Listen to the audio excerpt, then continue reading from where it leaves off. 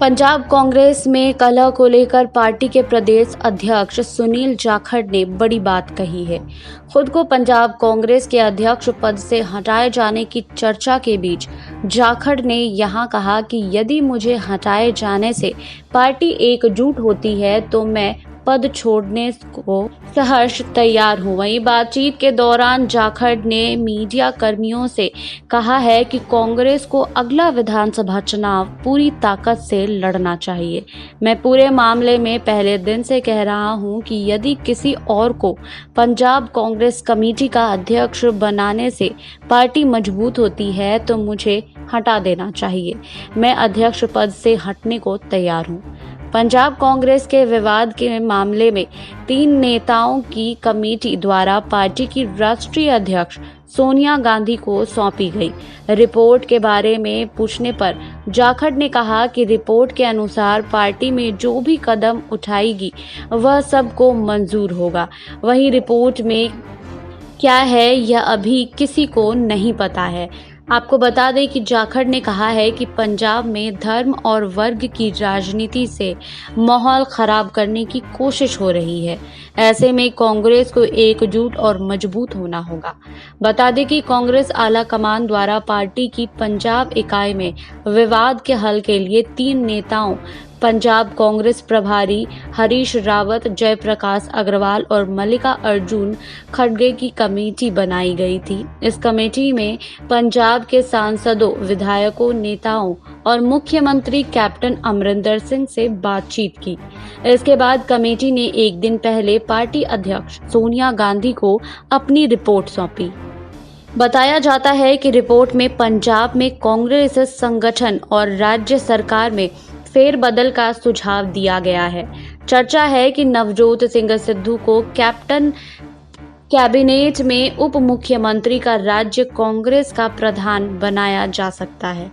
Cabinet से कुछ मंत्रियों की छुट्टी भी हो सकती है। वहीं कमेटी द्वारा अपनी रिपोर्ट सौंपने के बाद ही अब गेंद सोनिया गांधी के पाले में है। वह किस प्रकार से अंतर्कलह का समाधान ढूंढती हैं। माना जा रहा है कि कमेटी ने अपनी रिपोर्ट में पार्टी और सरकार में सोशल इंजीनियरिंग से लेकर एडजस्टमेंट तक के मुद्दे उठाए हैं। वहीं कमेटी ने अपनी रिपोर्ट में यह भी जिक्र किया है कि बड़ी संख्या में विधायकों ने 2022 के चुनाव को लेकर मुख्यमंत्री कैप्टन अमरिंदर सिंह के नेतृत्व पर ही सवाल खड़े कर दिए हैं।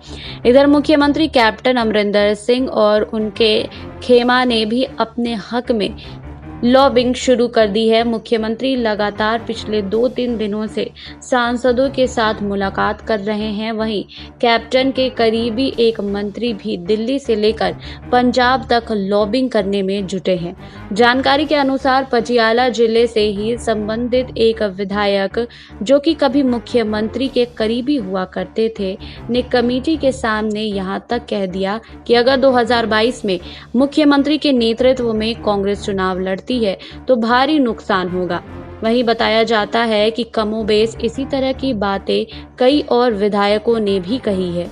कई मंत्रियों ने भी इस बात का जिक्र किया है कि उन्होंने भी मुख्यमंत्री के नेतृत्व पर सवाल खड़े किए हैं। वहीं यह भी कहा गया है कि मुख्यमंत्री न तो पहुंच में है और बल्कि सरकार पर अफसरशाही हावी है। जानकारी के अनुसार कमेटी ने इन बातों का भी अपनी रिपोर्ट में जिक्र किया है। वहीं पार्टी के उच्च स्तरीय सूत्र बताते हैं कि पंजाब में कैप्टन अमरिंदर सिंह के खिलाफ इतनी मुखालफत होगी इसका अंदाजा पार्टी हाईकमान को भी नहीं था। भले ही मुखालफत की शुरुआत बेअदबी मामले में इंसाफ और अकाली दल के साथ मिली भगत की धारणा के साथ शुरू हुआ हो, लेकिन धीरे धीरे यह मामला विभागीय कामकाज से लेकर राजनीतिक फैसलों तक पहुंच गया।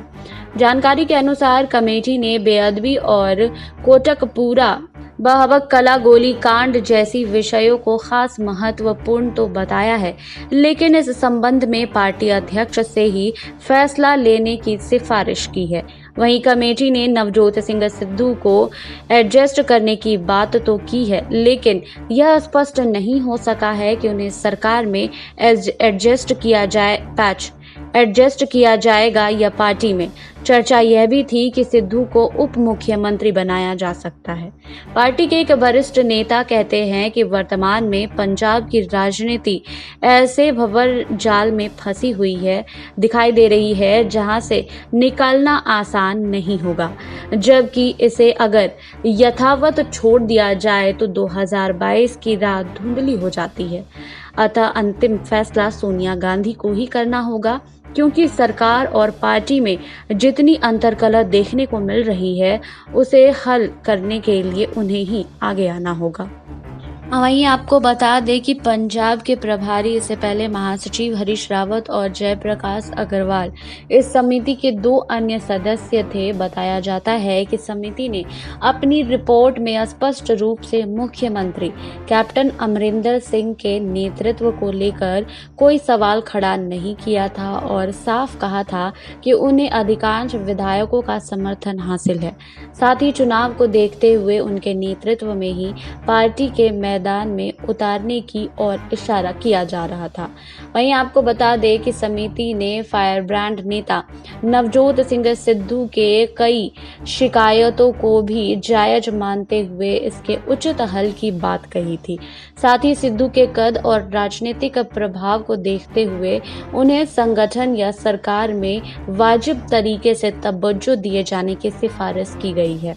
वहीं चर्चाओं के मुताबिक सिद्धू को डिप्टी सीएम बनाए जाने का विकल्प रखा गया था और इसी तरह प्रताप सिंह भाजपा और कुछ मंत्रियों की मुख्यमंत्री की कार्यशैली को लेकर की गई शिकायतों पर भी समिति ने अपनी राय देते हुए उन्हें दूर करने की जरूरत बताई थी।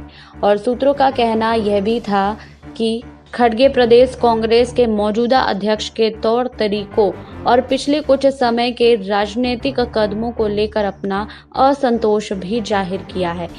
हालांकि घमासान के हल के लिए सुझाए गए फॉर्मूले की तस्वीर अभी पूरी तरह से सामने आनी बाकी है। वैसे समिति की सिफारिश के बावजूद कांग्रेस हाईकमान को ही रेफरी के तौर पर कैप्टन और सिद्धू के बीच संतुलन बनाने का अंतिम फॉर्मूला निकालने की मशक्कत करनी होगी। वहीं पंजाब प्रकरण में दिलचस्प यह भी है कि राजीव गांधी से मित्रता के चलते कैप्टन अमरिंदर सिंह के सोनिया गांधी से अच्छे रिश्ते दशकों पुराने हैं। तो नवजोत सिंह सिद्धू को राहुल गांधी और प्रियंका गांधी वाड्रा दोनों पसंद करते हैं। ऐसे में इन दोनों कट्टर प्रतिद्वंदियों के बीच संतुलन बनाते हुए समाधान निकालना नेतृत्व के लिए भी अग्नि परीक्षा सरीखा होने वाली है। आपको हमारी रिपोर्ट कैसी लगी हमें कमेंट बॉक्स में लिखिए। बाकी और खबरों के लिए जुड़े रहिए SPN 9 न्यूज़ के साथ।